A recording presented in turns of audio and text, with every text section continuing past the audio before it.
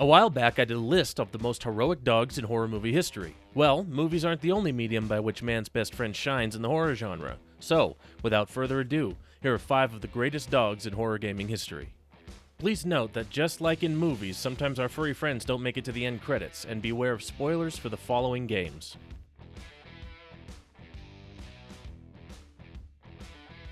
Possibly the most important to the plot and gameplay dog on this list, the entire game of Rule of Rose revolves around your player character Jennifer's relationship with Brown, the Labrador.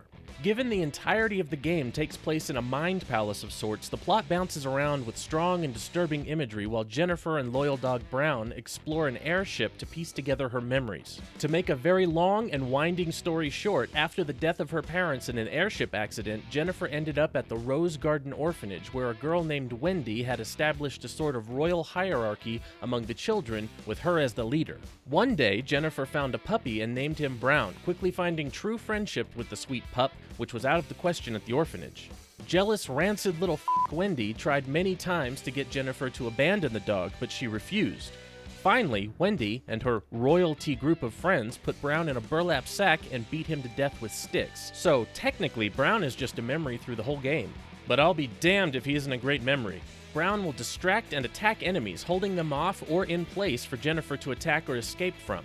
You can show him any mission item and he will sniff you straight to the source you need to use it with.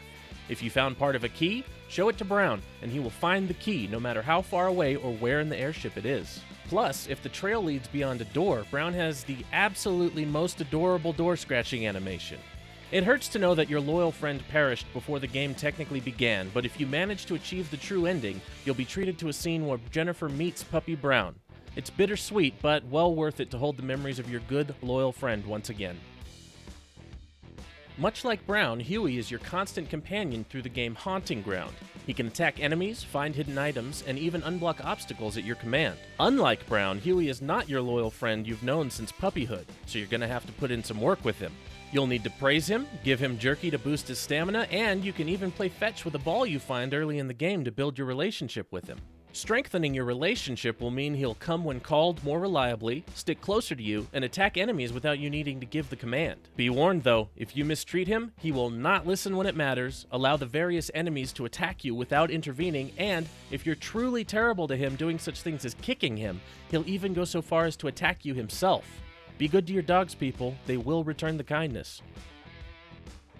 Bullet the German Shepherd is your near-constant companion in 2019's Blair Witch. He is a police-trained canine who retires along with the player character Ellis when Ellis quits the force due to military-related PTSD. When Ellis and Bullet join the search for a missing boy in the woods the Blair Witch calls home, they find themselves in the haunted forest with only each other to rely on. Bullet and Hewie from Haunting Ground have quite a bit in common, as you'll have to build and maintain a positive relationship with him throughout the game. Praise, pet, keep him close as much as possible, and give him treats to strengthen your relationship with Bullet as part of the many requirements to get the good, true ending of the game. Early on in the game, Bullet will help Ellis stay grounded during flashbacks, and throughout the game, proximity to him will limit the in-game effects of fear and panic during monster encounters.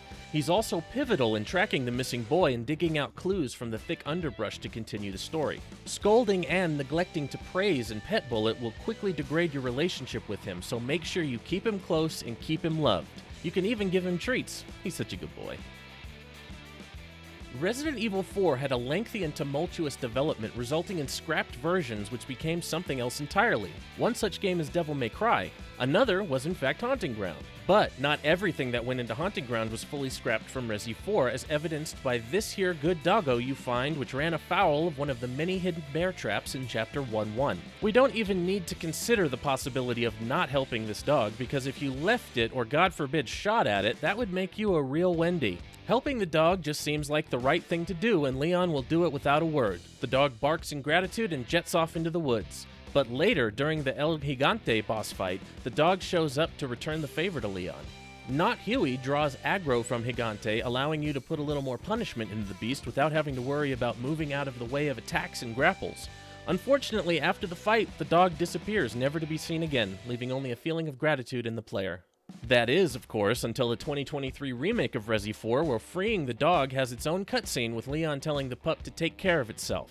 Then later, for your kindness, you're awarded with the most epic WrestleMania-style intro in the history of the world when Foe Hewie enters the proverbial ring. Not only that, but as well as drawing aggro, Bizarro Hewie will also latch onto Gigante's foot, causing the monster to topple into the canyon wall and earn you a free stun. Best of all, this version of the dog sticks around, lounging triumphantly on a rock after the fight, allowing you to say your goodbyes and thank yous properly. On a first playthrough of The Last of Us Part 2, you likely killed at least a few of the Washington Liberation Front trained attack dogs on your path to vengeance. Certainly not because you wanted to, but some areas with loot and resources to be acquired need to be cleared out of enemies, or it's possible your attempts at stealth went wrong and you were forced to fight your way back from the brink of death, regardless of the enemy chasing you down. Considering this, you may not have thought much about a scripted sequence which takes place after infiltrating the aquarium near the end of Ellie's campaign to find Abby, the woman who brutally slayed father figure Joel in front of Ellie at the beginning of the game. In this scripted sequence, you're attacked by a dog and are forced to stab it and kick it off of you, much like any other guard dog you grappled with up to this point. Well, guess what? Feelings inbound as soon as you step into Abby's shoes to tell her side of the story over the last 3 days. Practically immediately, you meet Alice, the fiercely loyal and brave WLF canine. Alice is assigned to Mel, an NPC from the upcoming chapters, and Alice's behavior towards Mel is incredible. Alice will stay on Mel's heels and, much like real-life military-trained canines, will frequently look to Mel for indications on direction and threats. I also realized something in getting this footage I hadn't noticed before. If you aim your weapon at Mel, Alice will look at you like, "What the fuck are you doing?" Alice is no slouch in combat either, both scripted and unscripted. She'll attack all enemy types outright during combat, save you when you are grappled, and during a scripted sequence in which Abby is pinned down, she takes out a clicker faster than even Ellie can with her switchblade. Alice is a wrecking ball and is fiercely loyal and protective of Mel, as well as the other members of the party. Really should make the Team Ellie people think twice when, as Alice lies bleeding and twitching on the ground, Ellie says, "Stupid dog." "What the fuck, Ellie?" And there you have it, 5 of the greatest dogs ever to guide you through the horrors of survival horror, action horror, whatever kind of horror you want to label these games as.